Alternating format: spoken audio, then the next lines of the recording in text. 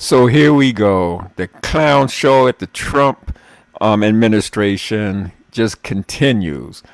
First, we have Trump talking about he didn't know his that he had signed or that he did not sign the orders to ship those people over into El Salvador.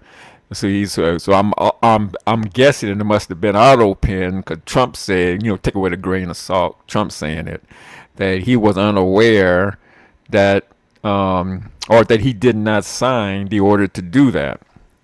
Then we got Pam Bondi and her act threatening Jasmine Crockett, saying that Jasmine Crockett tried to incite people to harm Elon Musk, and that wasn't even close to what Jasmine Crockett said. And now we got this clown show here with this Pete Hegseth, who definitely is not qualified to do the job that he's been put in. But a little background here is they had a war meetings plan. Hegseth, the vice president, and a couple of other key figures there in the White House. Trump wasn't, so they say, wasn't involved. Now, if you ask me, the president should have been involved in this, but they said it wasn't him, that he was not involved in this. But let me go ahead and play this video, guys, for you, and I want you guys to tell me what you think.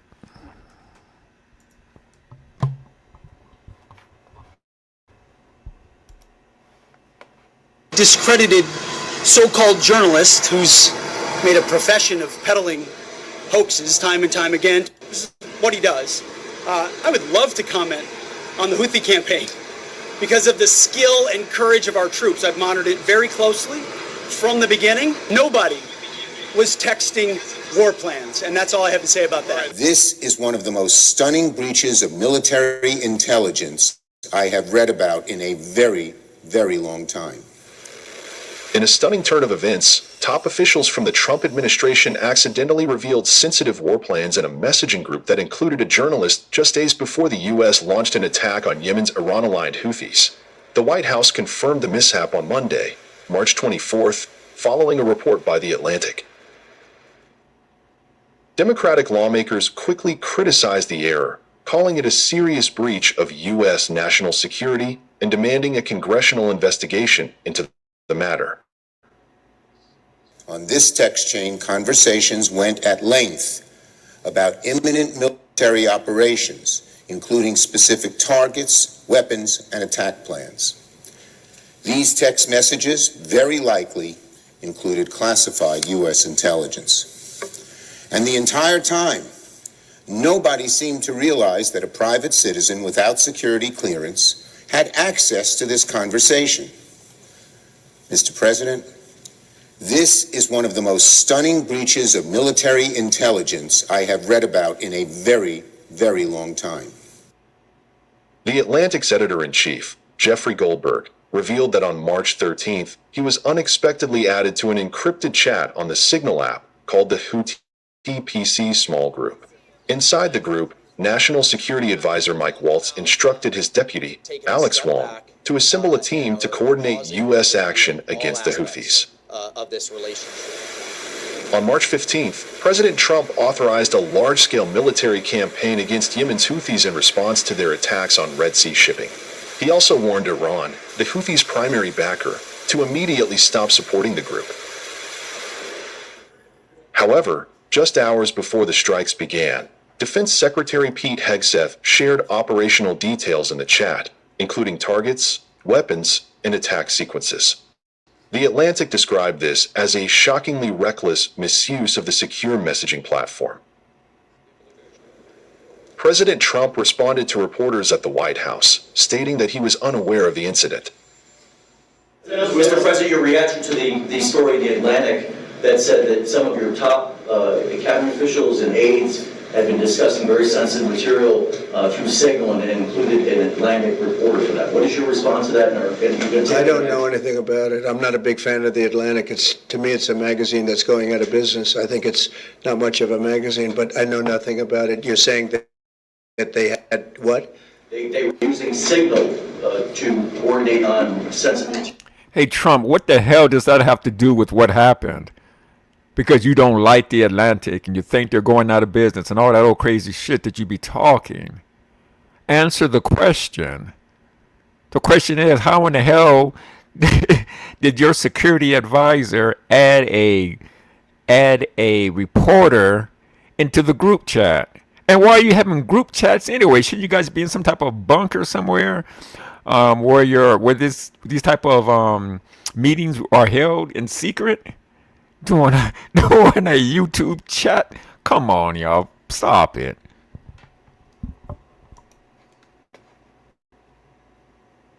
Materials and Having to do with what? Having to do with what? What were they talking about? with the Houthis. The Houthis? You mean the attack on the Houthis? Well, it couldn't have been very effective because the attack was very effective. I can tell you that. I don't know anything about it. You're telling me about it for the first time. The Atlantic that said that some of your top cabinet officials and aides had been discussing very sensitive material through Signal and included an Atlantic reporter for that. What is your response to that? I don't know anything about it. I'm not a big fan of the Atlantic. To me, it's a magazine that's going out of business. I think it's not much of a magazine, but I know nothing about it. Deceitful and highly discredited so-called journalist who's made a profession of peddling hoaxes time and time again. This is what he does. I would love to comment on the Houthi campaign because of the skill and courage of our troops. I've monitored it very closely from the beginning. Nobody was texting war plans, and that's all I have to say. This dude is incompetent. I mean, they've already admitted that it happened. So I don't know what this clown is talking about.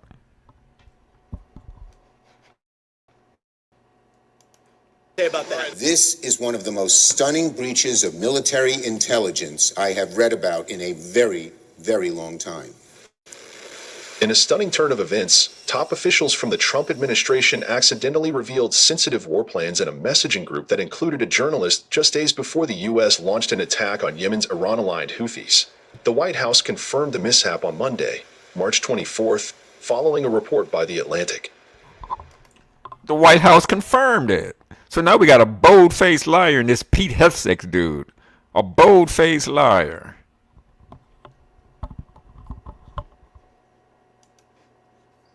Democratic lawmakers quickly criticized the error, calling it a serious breach of U.S. national security and demanding a congressional investigation into the matter.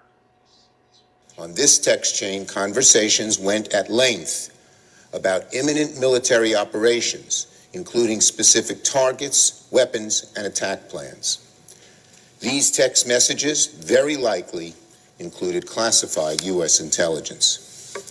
And the entire time, nobody seemed to realize that a private citizen without security clearance had access to this conversation. Mr. President, this is one of the most stunning breaches of military intelligence I have read about in a very, very long time. The Atlantic's editor-in-chief, Jeffrey Goldberg, revealed that on March 13th, he was unexpectedly added to an encrypted chat on the Signal app called the Houthi PC Small Group. Inside the group, National Security Advisor Mike Waltz instructed his deputy, Alex Wong, to assemble a team to coordinate U.S. action against the Houthis. On March 15th, President Trump authorized a large-scale military campaign against Yemen's Houthis in response to their attacks on Red Sea shipping. He also warned Iran, the Houthis' primary backer, to immediately stop supporting the group. However, just hours before the strikes began, Defense Secretary Pete Hegseth shared operational details in the chat, including targets, weapons, and attack sequences. The Atlantic described this as a shockingly reckless misuse of the secure messaging platform. President Trump responded to reporters at the White House, stating that he was unaware of the incident. Mr. President, your reaction to the story in The Atlantic that said that some of your top cabinet officials and aides had been discussing very sensitive material through Signal and included an Atlantic reporter for that. What is your response to that? I don't know anything about it. I'm not a big fan of The Atlantic. To me, it's a magazine that's going out of business. I think it's not much of a magazine, but I know nothing about it. You're saying that they had what? They were using Signal to coordinate on sensitive materials and Having to do with what? Having to do with what? What were they talking about? with the Houthis. The Houthis? You mean the attack on the Houthis? Well, it couldn't have been very effective because the attack was very effective. I can tell you that. I don't know anything about it. You're telling me about it for the first time. The Atlantic that said that some of your top cabinet officials and aides had been discussing very sensitive material through Signal and included an Atlantic reporter for that. What is your response to that? I don't know anything about it. I'm not a big fan of the Atlantic. To me, it's a magazine that's going out of business. I think it's not much of a magazine, but I know nothing about it. Deceitful and highly discredited so-called. These people are incompetent and shouldn't be nowhere near the White House. But of course, what can you expect from Trump and the people that he chose to run the White House? But anyway, let's check out this next news story here about it.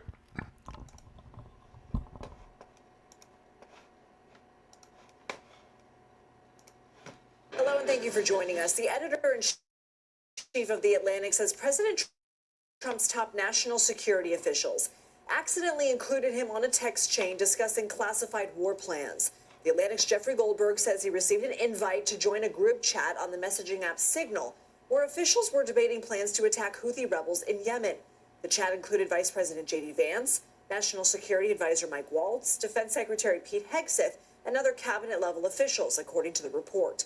A National Security Council spokesman says, quote, "The message thread that was reported appears to be authentic, and we are reviewing how an inadvertent number was added to the chain." At the White House Monday, President Trump was asked for his reaction to the report, which seemed to take him by surprise. I don't know anything about it. I'm not a big fan of the Atlantic. To me, it's a magazine that's going out of business. I don't know anything about it. You're telling me about it for the first time. Defense Secretary Pete Hegseth, who just arrived in Hawaii Monday to kick off his first Indo-Pacific trip, had this to say about the report. I've heard I was characterized.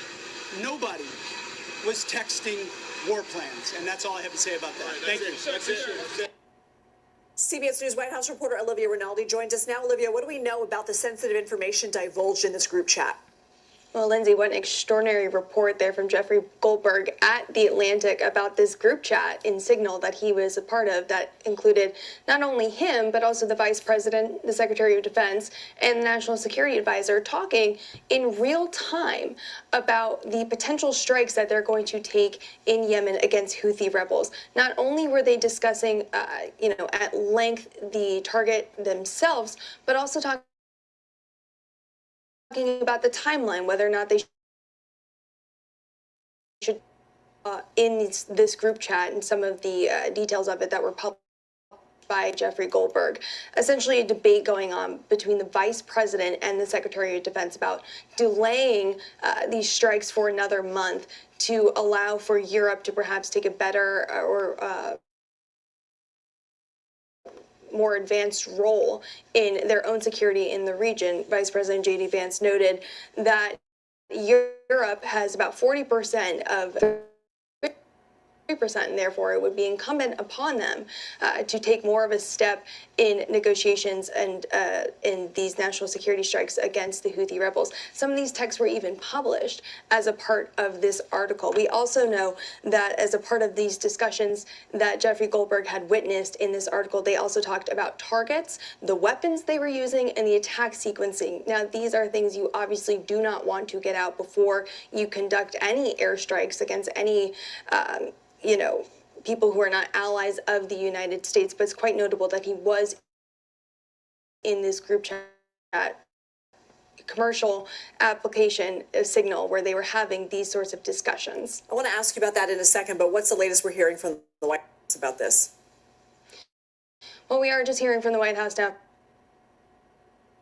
from Caroline Levitt, the press secretary of the White House, where she said that they still have full confidence in Trump's national security team. And that also includes National Security Advisor Mike Waltz, who was the individual who actually asked Goldberg to join the chat, perhaps unbeknownst to them that this was a journalist and not someone within the national security apparatus that they wanted in this group chat. Trump there, you heard a little bit earlier, saying he was not aware of the Atlantic article. And he went on to say after that the leak couldn't have been very effective because the attack was effective. Then he also admonished the Atlantic by saying they're going out of business and they're not much of a magazine. All of this to say, though, that this is still, if unintentional, a very, very big breach of security. What are the bigger implications of this, especially with sensitive conversations taking place outside of normal channels, right, Olivia? Well, there's certainly conversations to be had about the discussion of how classified information is handled in this government. And that's been a conversation that's been ongoing, not only under this administration, but the previous administration and during Trump's own administration, his first administration. So there's certainly a conversation about that and the handling of classified materials that has been ongoing. I suspect that more conversations will be raised specifically as a result of this particular leak. But really, next steps as far as what could be done specifically about this. Look, Trump has said he still has full confidence in his national security team, including Waltz, but there's also Congress. Congressional Republicans could launch any sort of investigation into how this happened and how much information beyond just war plans are being shared on a commercial messaging app like Signal. By all means, it doesn't seem like that's something they're willing to do right now. We've heard from several congressional Republicans throughout the day who expressed surprise. Yeah, I doubt Trump's White House is going to do anything about this. They're not going to do any type of investigation because they don't want to find out what we all know, and that is that they're highly incompetent. Clown show that they got going over in the White House. But from one clown show to another, I want you guys to check this out here. Here we go. This is Shoeshine Boy Anton Daniels, right here, second from the top left. Let me blow it up here. I want you guys to listen to this live stream that he has going with the panel here. Now, this sister here, Jess, at the bottom, left-hand side, this sister right here. I like her. I like the way she speaks. I like the way she talks. I like the way she holds herself. And these people here are up on the panel accountable. Again, this is Anton Daniels. He had a live. This was either today or yesterday. He did this live stream. But I want you guys to check it out.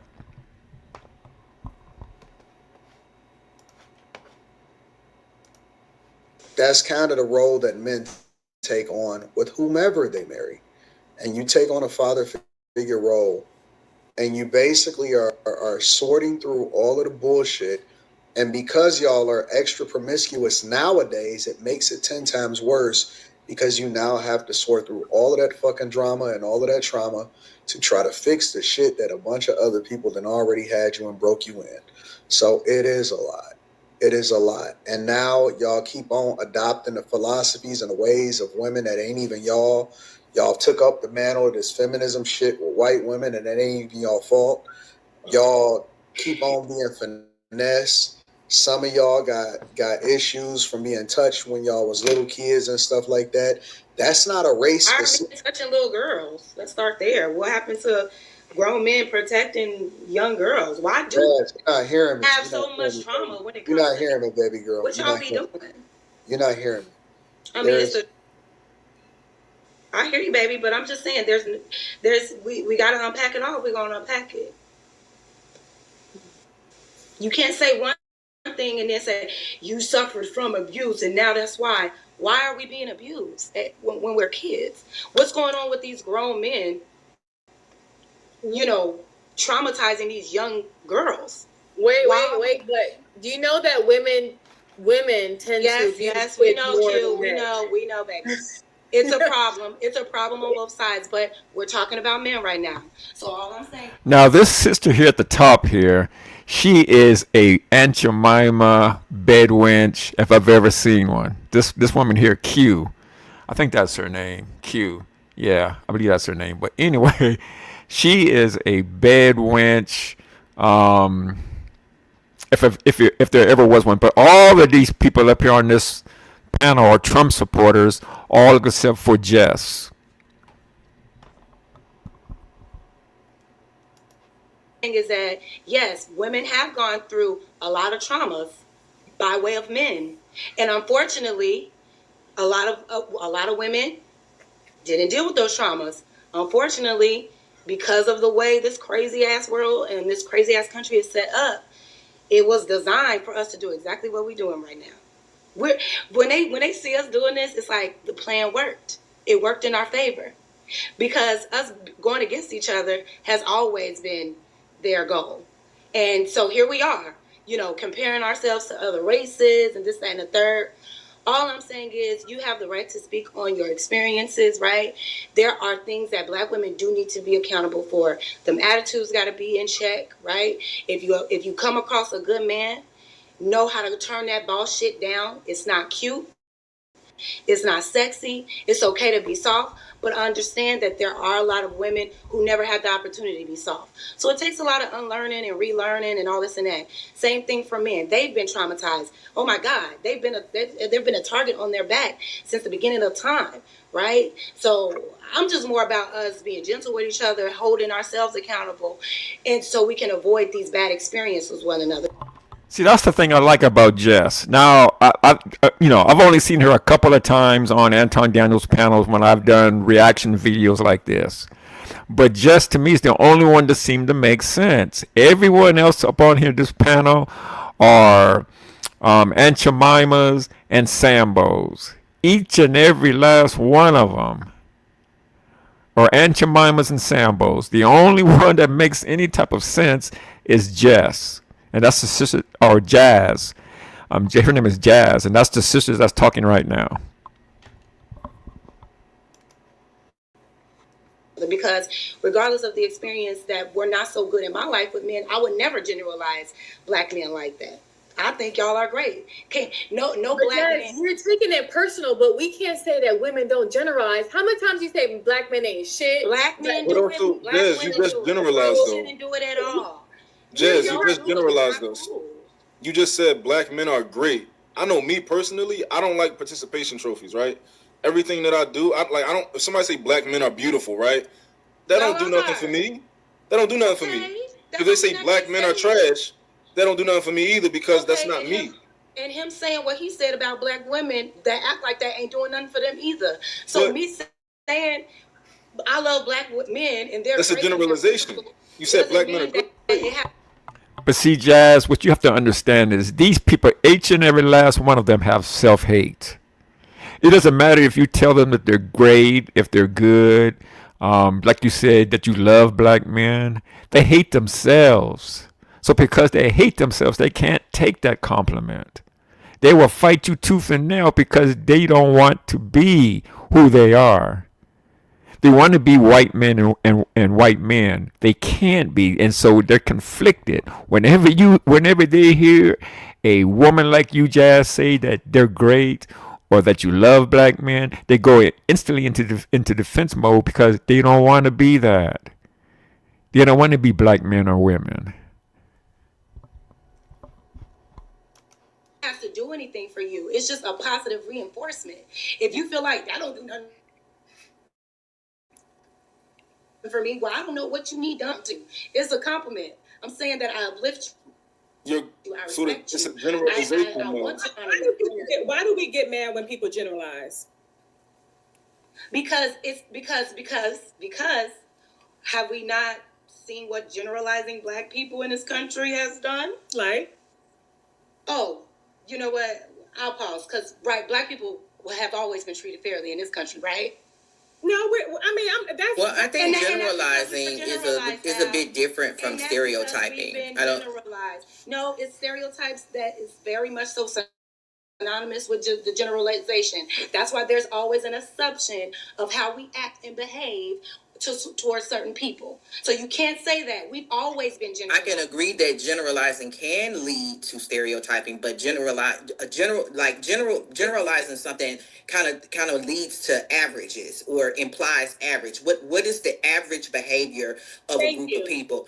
But that doesn't necessarily lead to stereotypes. It can if in the overuse of it, but generalization by itself is not necessarily indicative of negative stereotypes. They generalized us and said that we were less than human and couldn't experience pain. What did we do to earn that? Stereotypes aren't bad inherently. Hold on, wait. Hold on, give me a second. I'm just saying. Just give me a second. Wait, just. Hold on. I also wanted to say that Jazz. Hold on, Sue. Where did you get all of this fucking trauma from? Why is that? You have never hold on. See, this shoeshine boy clown Anton Daniels, he wants to say that this woman has trauma and hatred because she loved herself and because she loved black people, black men and women. So in Anton Daniels' mind, shoeshine boy Daniels' mind, she has to have trauma. He's asking her, where did she get all of this hurt and trauma and pain from? Because she says she loves black men and she loves black women and she loves herself. And for Anton Daniels, she has to have trauma in her life. This dude is a straight up coon. You have never personally experienced any of this shit before. It doesn't matter. It doesn't what do you matter. mean? Y'all have to stop being so dense. The reason why it matters is because you can't talk about something that you ain't never experienced. So somebody had to put this in you. Somebody had to teach it to you. Somebody had to press it down into you. Somebody had to really, really do a head job on you. Why am I doing to myself? For you, for every single subject to come back to less than, we've been and we. I know you don't. You have never experienced this shit, so somebody had to train. Yeah, what in the hell did Anton Daniels think? How did he know what she's experienced? But the first thing to come to Anton Daniels' mind is to protect the white man, to protect the white woman. That's the first thing to come to his mind, because he always does it. Every time Jazz gets to speaking on her, not yours, Anton Daniels, but her experiences, you try to minimize it and try to tell her what she has and hasn't experienced. You don't know what the hell she's experienced, Anton Shoeshine Boy Daniels. Somebody fucked your head up, and somebody really did do a job on you. Somebody did a number on put this level of hate in you. Listen. This is what you really need. Oh, Jazz is about to cut loose now. Go on and get him, Jazz. Cause this coon will never be able to understand. In fact, the other 9 people on this panel won't be able to understand it either. So go ahead and explain it to him, Jazz. Honestly, you can't just over talk it when you don't like what somebody is saying. You over talk people all the time when you don't like. Jazz, you have more talk time tonight than anybody. Why is that? You got it. Combined. Why is that? Y'all ain't talking. Talk. I ain't gonna say nothing else. Talk. Honest to God, like, I don't know who did this, who taught you all of this shit. Take me out of it. What do you mean? It's history. You just said you weren't talking no more. What do you mean? Who taught me this? Is that why you don't want to learn anything? Because it makes you uncomfortable? The truth makes you really uncomfortable about why we are where we are? It's the truth, Anton. Nobody is sitting here lying. It ain't about trauma. It's called passion. But I understand you're a little dense when it comes to these conversations because you've assimilated to the white lie. We get it. We know it. Okay? He sure has. That coon has taken it hook, line, and sinker. Jazz, you 100% correct about that. Since in fact, all of them on here have assimilated into the white lie. Each and every last one of them. Talk your shit, Jazz. Talk it, girl.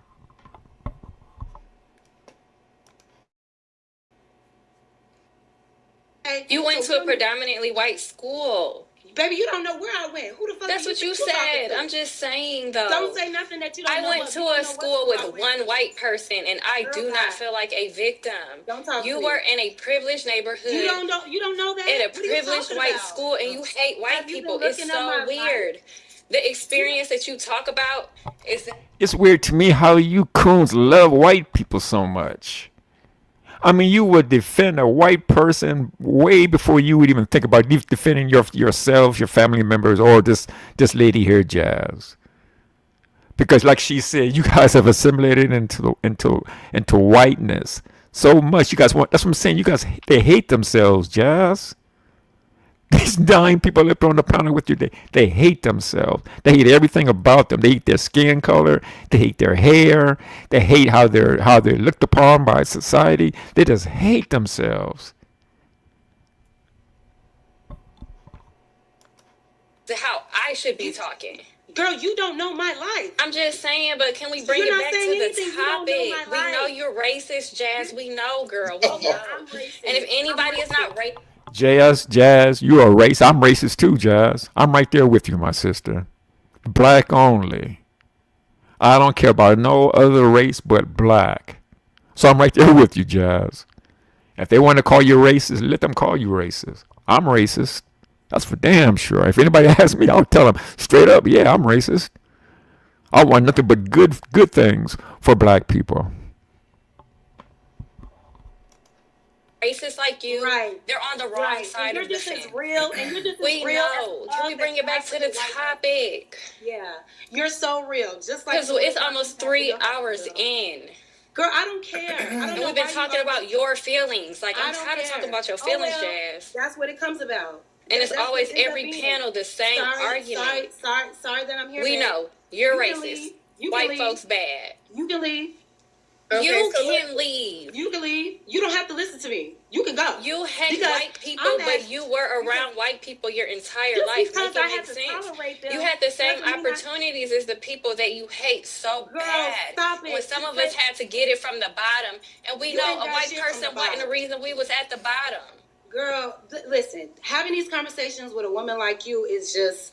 No, it's not with a woman like me. I'm not the only black woman like that thinks like this. You don't even like being black, girl. I think your problem is you had a crush on a white boy. She doesn't. I told you she doesn't like being black. None of these Aunt Jemimas and these Sambo coons up here want to be black. Not a one of them. That's why I'm proud of sisters like Jazz who will stand up to 9 of the coons and Sambos and duke it out with them. Because she's right. They don't like being black. They didn't like you back, and now you just hate white folks. Yeah, that's exactly what it was. Like, let's keep it a buck. I had a crush on a white boy, and he broke my heart. You went to all-white school predominantly. It's not the systemic oppression, though. It's not the things that are still. What systemic oppression does a black person from a middle class, upper middle class, in a predominantly white school face? You were privileged. Girl, you don't know me like that. You don't know what school I went to. This is what you said, Jasmine. Stay over there with that. This is what you said. So yes, we are lost. Why are you so racist? You piss me off. When you were in white environments. Let's go back to the topic. Stop talking to me, Molly. Let's go back to the topic. I'm gonna mute both for y'all. I'm mute both. Y'all be letting this little bad witch ass. Wait. That's exactly what she is, a bed wench.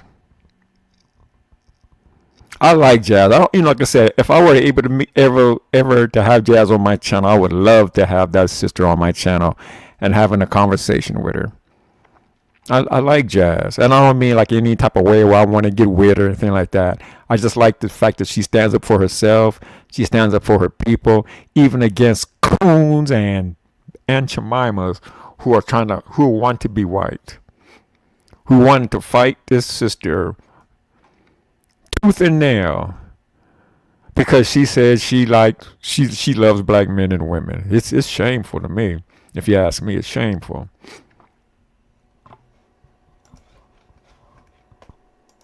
Wait.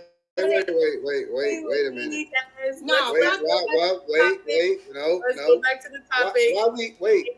Why we mute Molly? Molly is not No, out of pocket. because she Hold we on. had to mute them both. I'm a equal Molly is not out of pocket. I'm an equal opportunist. This is not. Nope, this is not fair. Because Molly didn't say it. She didn't call her out of her name. She did not get out of pocket. She didn't raise her voice, and she was patient. She haven't said anything all night, and I believe that Molly should be able to say what she want to say. She called me. This is going down the wrong hole. Let's go back to the topic. I'm a keep my name out. Reel it in. Keep my name out. Molly didn't say anything that's out of pocket, and she's just speaking the truth. Like I said. Now you heard what Anton Daniel said. That Molly, this sister here, didn't say anything out of pocket, and that she was telling the truth. That's what this coon right here said. This Sambo dancing, shoeshine boy coon, Anton Daniel said that Molly didn't say anything out of pocket. That she didn't say anything that wasn't true. Jazz is going up against 9 coons and Jemimas, and she's holding her own. And I like that in a sister. I like the fact that she can do that. Anyway, guys, man, that's it for tonight. Like I said, I usually do 45-minute live streams. I'm at 35 minutes now. But I do want to thank you all for coming back to the Black Only News and Entertainment Network. Nomadic Mariner, thanks for coming through. I appreciate you. All the people watched from the clouds, I want to thank you as well. If you have the opportunity, please to smash the like button here and share the live stream out. If you haven't already, please subscribe to the channel. Thank you all. Peace. Take care.